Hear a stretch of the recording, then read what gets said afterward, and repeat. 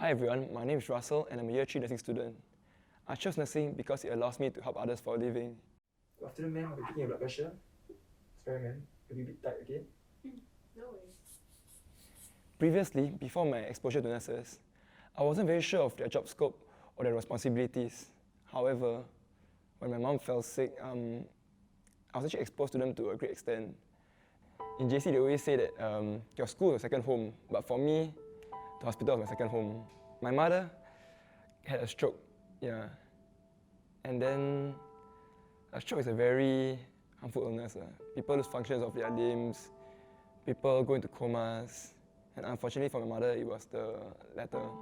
If you were to base off medical records, doctors might say that she might not be able to communicate, she might not be able to respond, but they did it all the way. They treated my mom with a lot of kindness and warmth.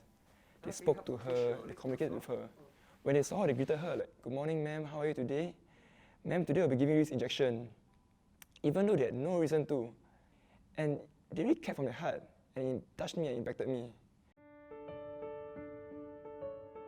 When I first got a letter that, "Hey, you're offered a spot to study nursing," I was super relieved. Once I got the opportunity, I didn't want to let it go to waste.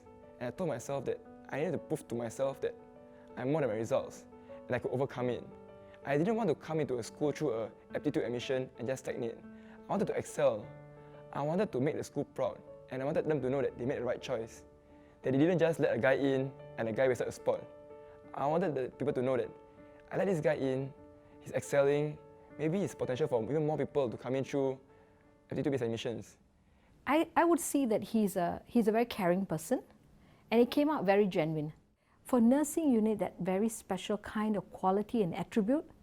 Okay, besides being intellectually able to think through that process, when you're going for clinical nursing, you need to have good clinical skills, you need the critical thinking, but you also need that soft quality, that ability to feel for your patients, to be compassionate, to empathize, and I think he has it.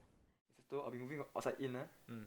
During one particular attachment, I actually had this quote-unquote grumpy patient.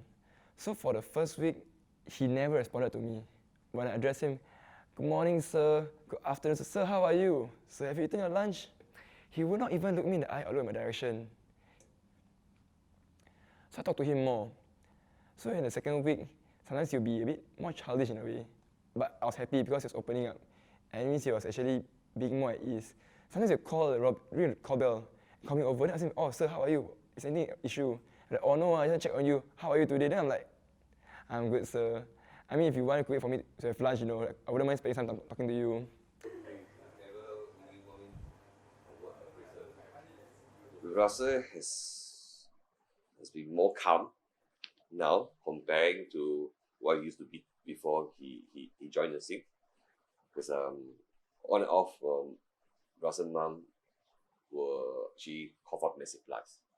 So during those days, Russell and me was like, we would go panic, But now at least there is a future nurse in the family. At least we are calm. We know what we should do next and how to handle the situation. I think NUH nurses changed our life a lot. I think so. Yeah, they did. Yeah. I want to be a nurse that serves my heart and cares with passion. I want to be there for others, not just physically but also emotionally and mentally. I wanted to be there for other patients, like how they were there for my mother, and pass on the good deed, and hopefully inspire others and just create a domino effect.